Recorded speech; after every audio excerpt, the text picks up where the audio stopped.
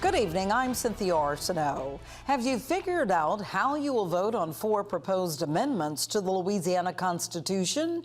If not, you may want to do some voter homework and read analyses done by the Public Affairs Research Council. KPLC's Teresa Schmidt has highlights of a webinar held this morning on the proposals. Even the experts have a hard time agreeing what the proposed amendments do and what they won't do. The second one on revenue and taxes is the most complicated and hardest to sort out. They tried to cover 6 topics in an overview. So one thing it does is if you're over 65, it would double your standard deduction. That's probably the thing that most directly impacts people, though there are other things as well. But that's probably the simplest to explain anyway. It maintains the big 3 sales tax exemptions: groceries, residential utilities, and prescription drugs.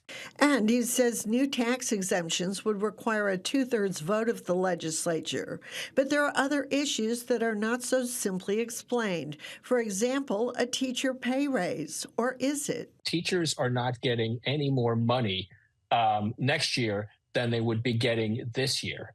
All you're doing is replacing a stipend with a raise, but it's the same amount of money. If you're getting the same amount of money, you're actually losing money because we still have inflation. The benefit of paying off debt, as Stephen noted, is going to be much greater than the money, quote, lost because of the interest coming out of that was being used to fund essentially $70 million spread across a whole bunch of different school districts. Part of the issue is the $2,000 stipend for teachers would be funded by local school boards and would be offset by money they no longer have to pay for the teachers' retirement system.